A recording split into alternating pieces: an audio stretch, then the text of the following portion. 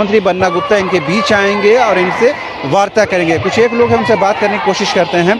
कहाँ से आए हुए हैं आप लोग? हजारीबाग जिला से। हजारीबाग से। क्या डिमांड है आप लोगों की? भैया हम लोग का जो मानदेय है वो बढ़ाया जाए। अच्छा, मानदेय बढ़ाया जाए। हाँ, दूसरा हम लोग को जो 24 घंटा हम लोग को जो प्रोत्साहन राशि है 200-250 जो मिलता है वो सब बंद करके हम लोग को फिक्स मतलब दिया जाए। अच्छा, और भी कोई डिमांड है? हाँ, हम लोग को मतलब सिर्फ काम कराया जाता है, 24 घंटा हम लोग काम करते हैं। रविवार को भी हम लोग को छुट्टी नहीं है, पर उसके अनुसार से हम लोग को कोई वेतन नहीं है। मानदेय मिलता है? हाँ, कुछ नहीं मिलता है हम लोग को। प्रोत्साहन के रूप में केवल 2000 मानदेय नहीं मिलता है हम लोग को। सिर्फ प्रोत्साहन के रूप में 2000 दिया जाता है। तो क्या 2000 में हम लोग का बाल बच्चा, खाना पीना, घर गृहस्थी चलेगा? 2000? जी हाँ, सिर्फ 24 घंटा, दिन रात कभी हम लोग को चैन नहीं है। अभी अगर हॉस्पिटल से आए हैं फिर फोन आ गया तो फिर आपको हॉस्पिटल जाना ही जाना है। बेसिकली आप लोग क्या काम करते हैं? जी, जैसे डिलीवरी को ले जाना, बच्चे को सुई दिलवाना, अगर बच्चा बीमार है तो उसको हॉस्पिटल पहुंचाना, ये सब सहिया का ही काम है ना।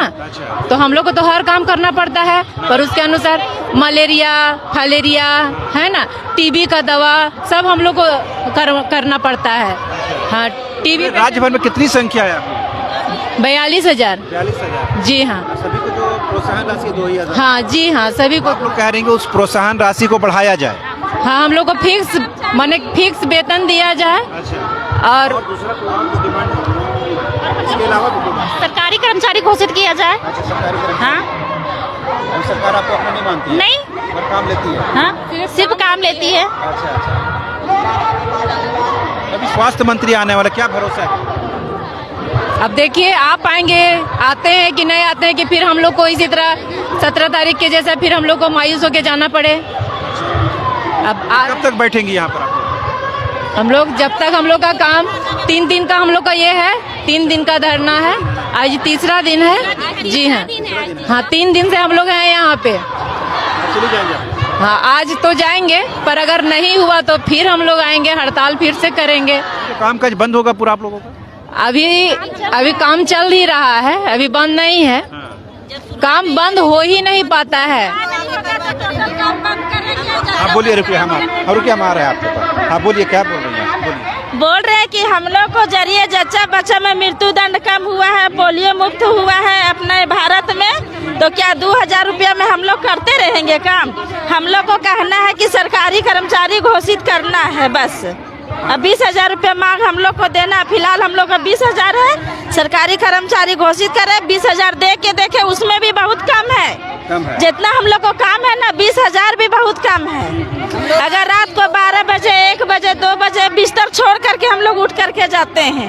क्या हम लोग का सपना नहीं है कि मेरा बच्चा भी अच्छा स्कूल में पढ़े, इंजीनियर, डॉक्टर बने? हेमंत सोरेन सरकार जैसा मेरा बच्चा भी सरकार बने तो कैसे बनेगा? पढ़ाएंगे ही नहीं तो बनेगा कैसे? क्या मेरा शरीर नहीं है 5,000 का साड़ियाँ पहनने लायक? मेरा भी मुँह है दाल भात सब्जी खाने लायक।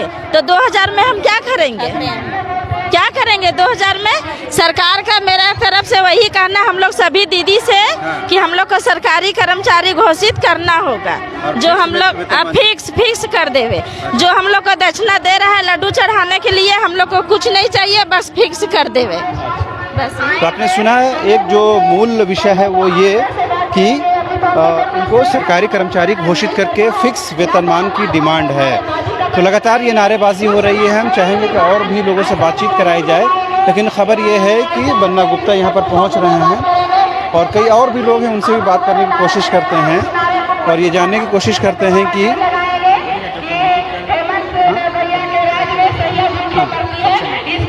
तो ये लगातार आप देखेंगे नारेबाजी हो रही है, डिमांड रखा जा रहा है सरकार के सामने और ये बताने की कोशिश हो रही है कि ये 2000 जो प्रोत्साहन राशि मिलती है वो आप पर्याप्त है। जाहिर सी बात है, इस महंगाई के दौर में, इस महंगाई के समय में इतने कम पैसे में जाहिर सी बात है गुजारा करना बेहद मुश्किल है। लेकिन सरकार के सामने भी बड़ी मुश्किल होगी कि करीबन बताया जा रहा है कि 40,000 पूरे राज्य में इनकी संख्या है। इनके स्थायीकरण का सवाल बहुत बड़ा होगा सरकार के लिए, सरकारी खजाने में बोझ भी पड़ेगी, क्योंकि ये तमाम विषय जब पारा शिक्षकों के स्थायीकरण का विषय उठ रहा था रघुवर सरकार में भी और हेमंत सोरेन सरकार में। तो खजाने में कितना बोझ पड़ेगा, यानी ट्रेजरी में कितना लोड पड़ेगा, उस पर बहुत ज़ोर शोर से बात हो रही थी। अब जाहिर सी बात है, इतनी बड़ी संख्या में अगर सहिया बहनों को स्थायीकरण की दिशा में सरकार बढ़ती है तो उस पर ट्रेजरी पर लोड पड़ेगा। तो अब सरकार उसको कैसे हैंडल करती है, कैसे टैकल करती है, जब स्वास्थ्य मंत्री आएंगे, जब सरकार के अधिकारी आएंगे, वो बताएंगे। लेकिन इनकी डिमांड बहुत हद तक जायज़ है कि 2000 रुपये मात्र प्रोत्साहन राशि में किसी का भी घर परिवार तो नहीं चल सकता है। और जाहिर सी बात है, इन लोगों ने कहा कि इन लोगों को कभी भी किसी वक्त भी ड्यूटी के लिए तैयार रहना पड़ता है। ऐसे में इन लोगों के साथ जस्टिस होना चाहिए, न्याय होना चाहिए, इंसाफ होना चाहिए। तो अब देखने वाली बात ये होती है कि सरकार के कानों तक इनकी आवाज़ कब पहुंचती है और सरकार कब तक इनके समस्याओं का निदान करती है, क्योंकि अभी खुद ही सरकार जो है कई तरह के परेशानियों से, समस्याओं से घिरी हुई है।